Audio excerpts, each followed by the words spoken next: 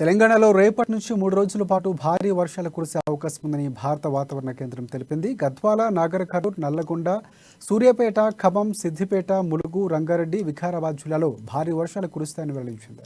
9 జిల్లాలకు yellow alert జారీ చేశారు. అలాగే మహబూబాబాద్, జనగామ, హనుమకొండ, వరంగల్ జిల్లాలో ఉరుములు మెరుపులతో కూడిన వర్షాలు కురుస్తాయని అధికారులు అంటున్నారు.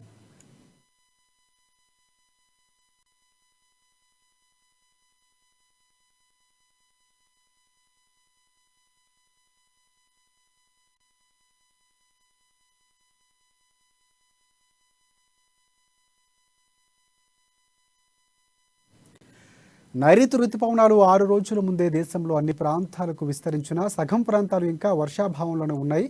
కొన్ని ప్రాంతాల్లో రుతుపవనాలు చురుగ్గా ఉండగా మరికొన్ని ప్రాంతాల్లో పూర్తి బలహీనంగా ఉన్నాయి. దీంతో అనేక రాష్ట్రాల్లో సాధారణం కంటే తక్కువగా వర్షాలు కురిశాయి.